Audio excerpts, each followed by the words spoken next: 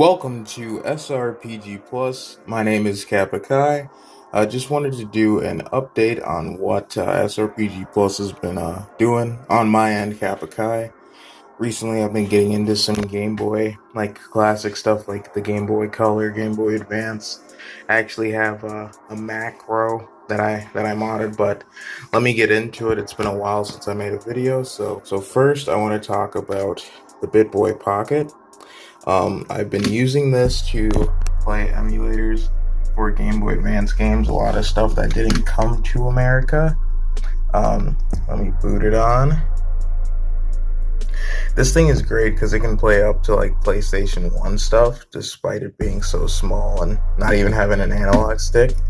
I actually just use it for Game Boy Advance. So let me go ahead and show you like just a couple of the games on there that I got.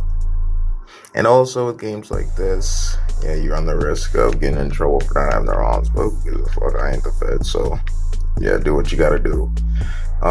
Yeah, so just playing Game Boy Advance games on it, very, very useful. Very fun as well. Great form factor. Actually looks like the DMG Game Boy, the original, the dot matrix grid. You can kind of tell that's what they were going for with the speaker grill on the right side right there and the maroon buttons. They didn't do the pure black D-pad like it should have been, but close enough. Yeah, let me put that off to the corner. Alright, and then let's get into my pride and joy, the Game Boy Macro. So this is a modded DS Lite, and it removes the top screen of a broken top screen, and you can use it to use the second slot to just play Game Boy Advance games. Let me put one in real quick.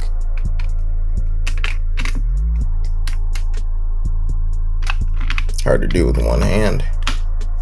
Alright, so the reason you do this is basically to turn a junk DS into a Game Boy Advance. Also, you can mod the screen lens, which I did by taking off the touchscreen, like using a knife to remove the digitizer and replaced it with a glass screen lens, and you'll see how clear it is. Yeah, so sound still works even though the DS Lite's volume is at the actually top screen. You also see I got a blue light right there. So yeah, let's first start by, and yeah, I actually really love this thing. The battery life isn't as good. I might have to just replace the battery, but yeah, I love this thing. So that's my Game Boy Macro next to my BitBoy Pocket. And let's talk about some of the Game Boy Advance games I've been playing.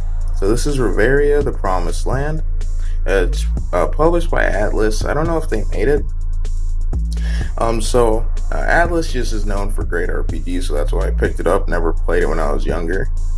This is kind of like a dungeon crawler with RPG elements based on kind of like Norse mythology. And it's pretty cool so far. I haven't jumped too far in, but because I've been playing the other stuff, but it looks pretty cool. Has really good presentation and a cool battle system. Next is a game I played a lot when I was a little kid, Kingdom Hearts Chain of Memories. So this game is by the infamous Square, the Disney game. But this one is portable on the Game Boy Advance, the first portable entry. There's more to come later on like the DS and 3DS and PSP. But this one was unique because it had a card-based system that everyone hated, but I didn't mind too much. I actually really loved this game.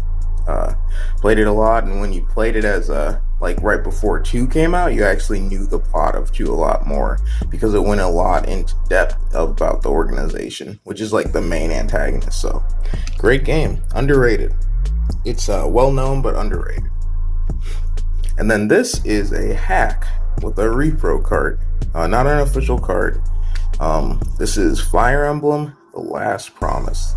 And since Fire Emblem games on the Game Boy Advance, that I had all of them when I was a kid, but now they're like 60, 40 bucks, and it's like, okay, I'll buy a hack that's like really cheap. And I played this game when I was younger, and I actually have a really personal connection to it because my brother also made Fire Emblem hacks, and he knew one of the guys who helped make like some of the sprites for this and had his character, and his name was Ace.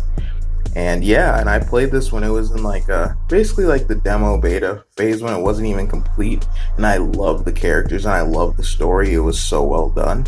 And it's pretty hard, and I gotta say it's a really good game.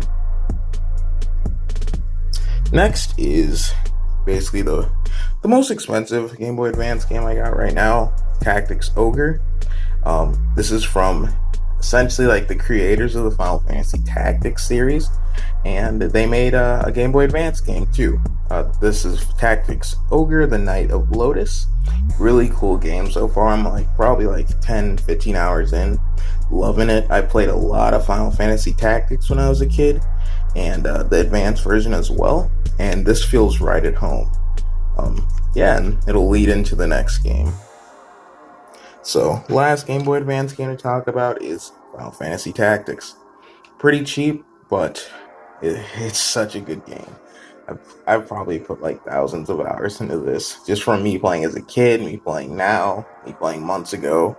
I'm playing it as ROMs. I really love this game. The job system is really cool. It's kind of like what you wish would happen, that you just open a book and then you're transported to the world of Final Fantasy. That's what the plot is about, and it's really cool.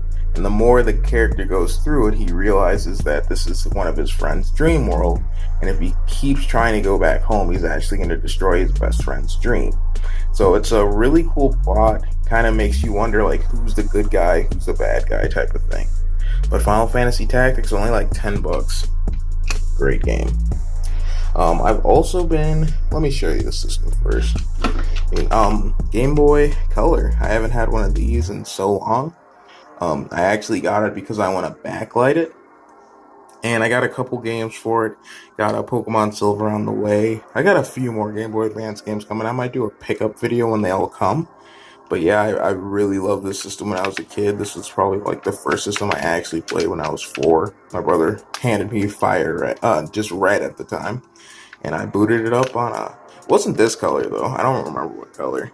But yeah, this is not a backlit, but yeah, it works fine. Let me do that again. Yeah, it works fine. Sounds great. Pretty great condition. I just need a serial number sticker right there. But yeah, you don't see too much wear and tear on this one, which is pretty rare for a system so old.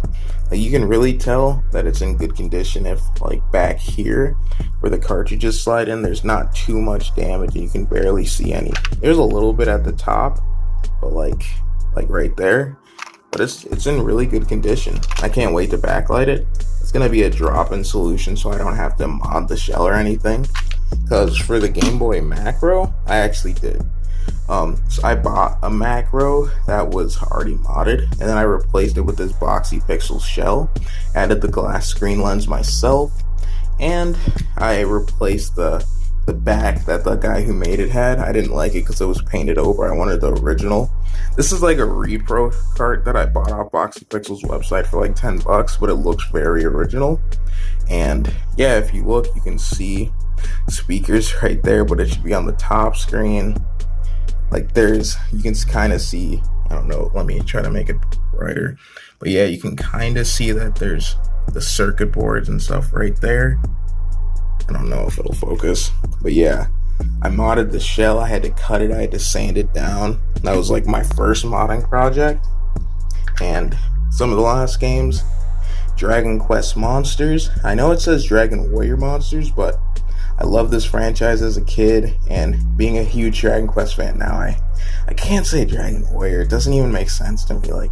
All the games I was playing, yeah, they said Dragon Warrior, but I knew they were called Dragon Quest in Japan, so I'm gonna call it what the creator intended, And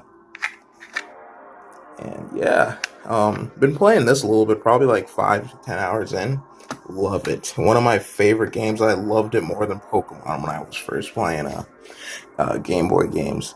And there's a few games. I have one repro coming because a lot of them didn't come in the States. A lot of them were exclusive to Japan. So I have the Game Boy Advance game called Dragon Quest Caravan's Hearts coming. That's an English translation.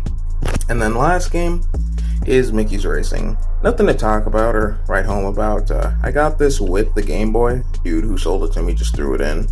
That was nice of him. I didn't get too far into it, but hey, free game. So yeah, that's a little bit about my handheld collection, what I've been doing recently. I guess I could also do one on my PSP. I started collecting for that as well. Just got a few games in the system, a 1000. So thank you for coming back to the channel, checking us out. This is your guy Kappa Kai, SRPG. Peace out.